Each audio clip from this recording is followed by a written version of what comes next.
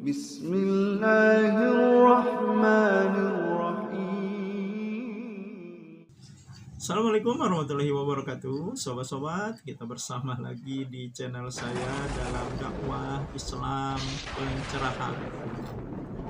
Sobat-sobat, saya jadi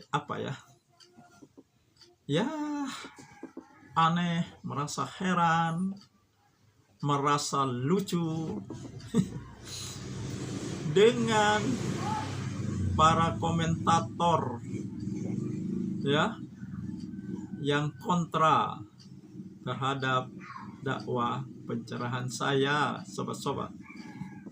Mereka muter-muter, bolak-balik, ngeyel ya.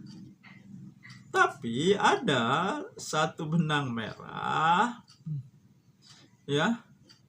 Ternyata mereka ini ya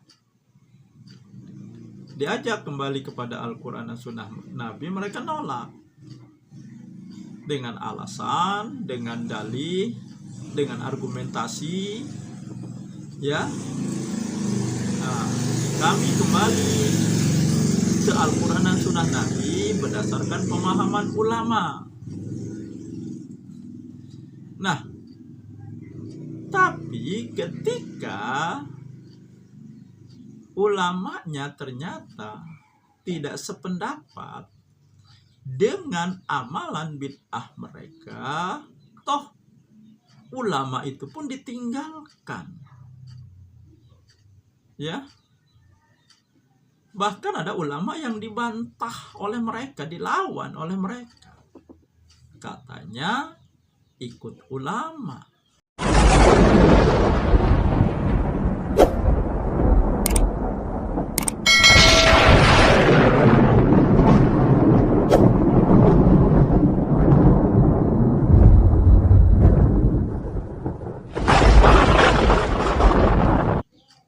Tapi kok ulamanya ditinggal dan dilawan.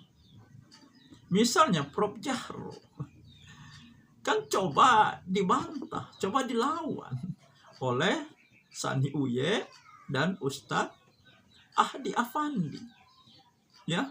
Padahal Prof. Jahro itu menyampaikan ya keputusan resmi organisasi di Muktamar tahun 1926. Beliau punya rekamannya, beliau punya dokumennya ya. Bahkan doktor beliau itu Baksul Masail ya. Nah, sementara ulama yang mereka tinggalkan bukan sembarang ulama, sobat-sobat. Salah satu imam dari 4 mazhab, yaitu Imam Syafi'i. Ketika Imam Syafi'i berpendapat kiriman pahala tidak sampai, ya artinya Imam Syafi'i mengingkari aktivitas tahlilan karena kirim pahala ada di situ. Nah, akhirnya kan mereka berkelit dalam hal ini ya. Tahlilan ini kita tidak mengikuti Imam Syafi'i. Nah, berarti kan ditinggalkan Imam Syafi'i. Lalu ikut siapa? Ikut Syafi'iyah. Siapakah Syafi'iyah? Syafi'iyah adalah ulama-ulama yang bermazhab Syafi'i. Artinya Syafi'iyah ini juga mengikuti Imam Syafi'i, tetapi mereka tidak mau ikut dengan Imam Syafi'i yang mengingkari tahlilan. Mereka tinggalkan Imam Syafi'i, mencari ulama yang di bawah Imam Syafi'i. Kemudian diberi penekanan ya, Imam Syafi'i dan Syafi'iyah tidak harus sama, boleh berbeda. Padahal ya mereka mengikuti Imam Syafi'i. Nah, artinya sobat-sobat, dari sini kan bisa kita menarik kesimpulan, berarti ya, yang mereka ikuti mungkin juga yang menjadi ukuran kebenaran mereka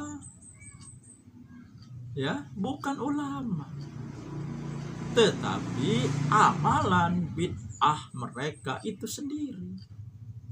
Ya, buktinya ketika ulama yang mereka klaim sebagai mazhab mereka ternyata mengingkari amalan bid'ah mereka, mereka tinggalkan, mengikuti ulama yang sepemahaman yang mendukung amalan bid'ah mereka. Nah, artinya kan ukurannya di situ. Ya. Kalau ulama, siapapun ulamanya, ya, mau berkelas atau tidak, punya kapasitas atau tidak, mumpuni atau tidak ilmunya, ya, kalau sepemahaman dan mendukung amalan bid'ah mereka, akan mereka ikuti. Nah, kalau seorang ulama, ya, jelas ilmunya mumpuni, kapasitasnya terbukti, kedudukannya mulia, kealimannya tidak perlu diragukan lagi. Seperti Imam Syafi'i, ya, karena tidak sepemahaman dengan amalan bid'ah mereka, mereka tinggalkan. Nah, jadi kan ukurannya yang mereka ikuti adalah amalan bid'ah mereka itu sendiri. Ada komen ini muter-muter bolak-balik, ya,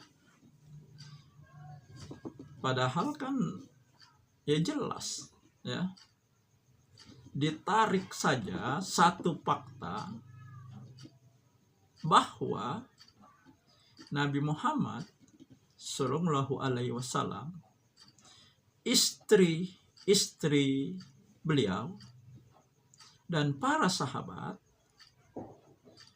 tidak melakukan tahlilan untuk siapapun, baik ya ada orang meninggal maupun tidak. Karena tadi ada komen kepada saya, Ustadz, katanya, tahlilan itu tidak harus nunggu orang meninggal.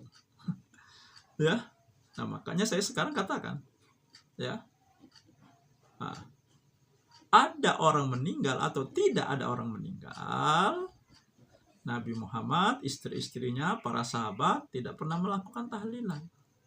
Dan faktanya seperti itu. Mau ditarik bagaimana, mau dipengumumkan dalil bagaimana, 1001 macam dalil, ya, 1000 atau lebih ulama, ya, memberikan argumentasi atau dalil untuk melegalkan tahlilan. Fakta ini kan tidak bisa dibantah. Memang modal mereka membantah itu ngeyel, bolak-balik, muter-muter, dalilnya cocok logi, ngepas-ngepasi, dan akal-akalan. Ada lagi komentator yang mengungkapkan, ini masih untuk usaha itu untuk melegalkan tahlilan. Gimana katanya? Dengan doa di sholat jenazah, sholawat ketika kita sholat, itu kan mendoakan yang sudah mati. Nabi kan sudah mati. Kenapa kita bersolawat? Nah, doa kita di sholat jenazah. Ini kan kembali ya, mereka memakai dalil cocok logi, dalil ngepas-ngepasi, dan akal-akalan. Doa di sholat jenazah dan sholawat ketika sholat Itu kan perintah Allah, diajarkan Nabi, dicontohkan oleh Nabi. Sementara tahlilan, adakah perintahnya dari Allah? Nah, adakah Nabi mengajarkan dan memberi contoh? Tidak ada. Nah, lalu kenapa kita tidak mau ikut Nabi yang tidak melakukan tahlilan? Baik ada yang mati maupun tidak ada orang yang mati. Padahal Allah kan sudah menegaskan di firman-Nya, laqad kana lakum fi rasulillahi uswatun hasanah. Nabi ini maksud, ya, kalau Nabi tidak melakukan, artinya amalan itu amalan yang tidak dibenarkan. Itulah amalan bid'ah. Ya, bid'ah itu memang terlihat baik, tapi tetap itu sesat meskipun baik. Tetapi memang sulit, ya, menyadarkan para pelaku bid'ah ini, karena mereka, ya, merasakan keuntungan, menikmati keuntungan dari kegiatan bid'ah ini. Ditambah setan menampakkan dalam pandangan mereka perbuatan bid'ah mereka menjadi indah, sobat-sobat. Nah, makanya setan kan lebih cinta dengan bid'ah daripada maksiat. Berarti pelaku bid'ah sangat dicintai oleh setan. Dan tentu saja setan tidak ingin melepaskan, ya, orang-orang seperti ini. Nah, tapi di penghujung Ramadan ini, ya, mari sobat-sobat, ya, kita yang pro, ya, kita doakanlah saudara-saudara kita, semoga bisa diberi hidayah oleh Allah untuk meninggalkan perbuatan TBC, ya, tahayul, bid'ah, dan hurafat. Tetapi, ya, hidayah itu tidak akan didapat kalau yang bersangkutan tidak berusaha untuk mencari kebenaran agama ini berdasarkan Quran dan sunnah Nabi, sobat-sobat. Ya, tentu saja untuk sampai ke sana maka harus menjernihkan pikiran dan hati kita. Hilangkan emosi, hilangkan antipati, suujon. Kemudian keluarlah dari kungkungan taklid buta. Keluarlah dari muslim zona awam yang katanya menurut ulama mereka, ustadz mereka, orang awam tidak perlu dalil. Kita harus tahu dalil dalam agama ini sehingga kita bisa menilai yang salah dan benar berdasarkan dalil Quran dan sunnah Nabi. Semoga saudara-saudaraku yang masih dikungkung pikiran dan hatinya oleh amalan bid'ah di bulan Ramadan ini dibukakan pikirannya yang jernih, hatinya yang lembut dan terbuka untuk bisa merenung, kemudian bisa menerima kebenaran yang sebenar-benarnya berdasarkan Quran dan Sunnah Nabi. Demikian saja sobat-sobat. Semoga ini menginspirasi dan mencerahkan. Nasrum minallahi wa fatum qorib. Wassalamualaikum warahmatullahi wabarakatuh.